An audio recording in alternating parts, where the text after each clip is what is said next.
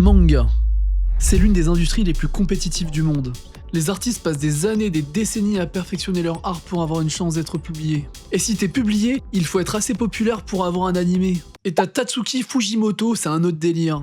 C'est l'auteur de Chainsaw Man avec le studio qui a investi son propre cash tellement il croyait au projet. Il a fait Look Back, le chef-d'œuvre artistique, Fire Punch, l'un des mangas les plus froids et décalés que j'ai vu jusqu'ici, et surtout le film Re:Zero, qui est tout bonnement une dinguerie qui a pété au box-office mondial. Mais je suis pas là pour parler de ce film. Non, car là il y a un truc qui est sorti en 12 qui a pas fait autant de bruit que ça, Fujimoto 1726. 8 histoires courtes qu'il a écrites entre ses 17 et 26 ans. Là on est arrivé à un stade où tout ce qu'il a pu créer doit être adapté. On pourrait même animer ses convers Discord bientôt. J'adore les anthologies. C'est le format parfait pour découvrir des nouveaux trucs sans devoir se taper des saisons entières. Mais c'est assez rare qu'une anthologie d'animé vienne entièrement d'un seul auteur. Et pour une fois, c'est plutôt bien fait. Pas comme d'autres éclatés que j'aurais préféré oublier.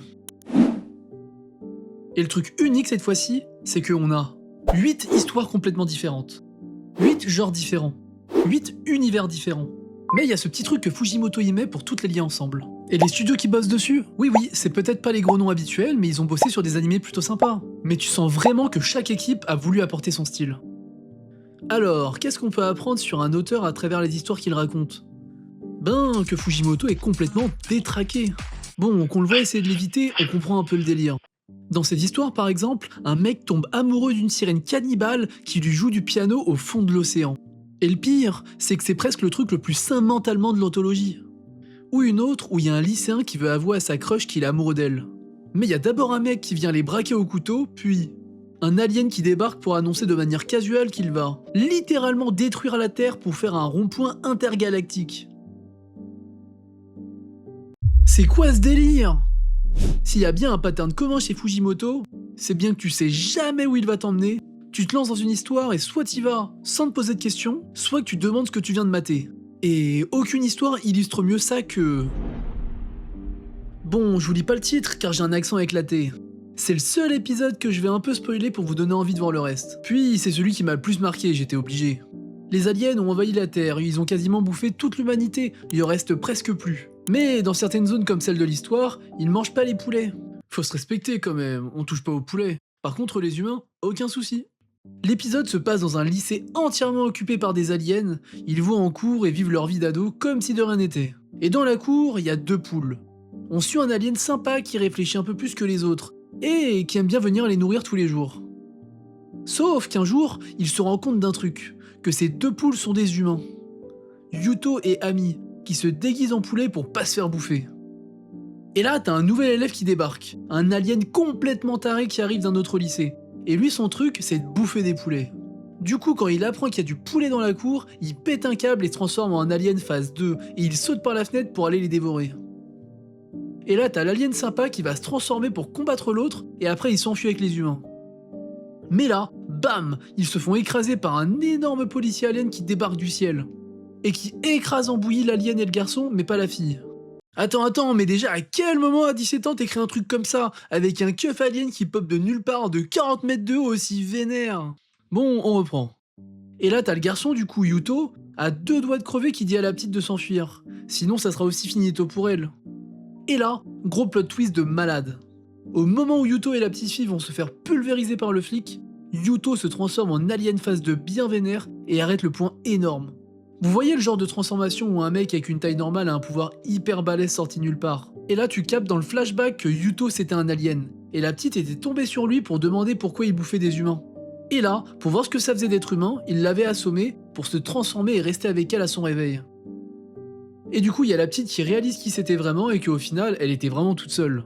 Et pendant que la gamine se casse, Yuto va aller se battre contre le policier. On nous dit qu'elle a réussi à atteindre un refuge humain, puis que peu de temps après, tous les humains ont disparu de la Terre. L'épisode se termine sur ça. Mais t'as fumé quoi, Fujimoto? Et t'es là, en train de te demander comment une histoire avec des gens déguisés en poulet vient de te raconter un truc aussi violent, aussi triste, aussi humain en fait. C'est complètement débile, Fujimoto te balance une idée absurde pour te faire baisser ta garde, et pendant que tu regardes des poulets, il te parle d'identité et de survie. Et de ce que ça veut dire d'être humain dans un monde qui ne l'est plus. Et c'est exactement pour ça que cette histoire te reste dans la tête. Je pense avoir trouvé un fil rouge dans toutes ces histoires. Et si Fujimoto essayait juste d'écrire des histoires d'amour, ou du moins des histoires de connexion humaine? Que ce soit l'épisode avec les poulets où un alien se met littéralement à la place des humains pour voir ce que ça fait, ou celui avec le mec qui veut avouer ses sentiments à sa crush, malgré une situation complètement absurde. À chaque fois, t'as des personnages très différents qui essaient juste de se comprendre. Et c'est là que je me rends compte d'un truc. Je suis en train de regarder un épisode qui parle d'un concept complètement à l'ouest, mais je sais qu'à la fin, tout ça, c'est juste une diversion. Une excuse pour me toucher et me faire passer un message bien plus profond. Et je crois que c'est exactement ça le cœur de l'écriture de Fujimoto. Et l'histoire qui montre le mieux ça, c'est Sisters, celle que je préfère de la collection. C'est l'histoire la plus proche du monde réel. C'est une lycéenne en école d'art qui arrive à l'école et découvre un tableau. Et sur ce tableau, c'est elle. Et elle apprend que c'est sa petite sœur qui l'a peint. Sur le coup, elle est vénère et elle veut se venger. Ce qui est plutôt normal. Imagine qu'on fasse une peinture de toi et qu'on la balance à l'école devant tout le monde. Mais c'est à travers ce conflit un peu chelou que les deux sœurs vont arriver à se comprendre. En gros, la grande sœur réalise qu'elle était le modèle de la petite. C'est vite fait dans le délire de look back de Fujimoto si vous avez déjà maté. Donc au final, les personnages de Fujimoto sont toujours des gens un peu tarés, mais conscients de leurs propres défauts. Et c'est leur relation avec les autres qui leur permettent de changer. Ce qui est ouf avec cette anthologie, c'est que tout le monde a un classement différent.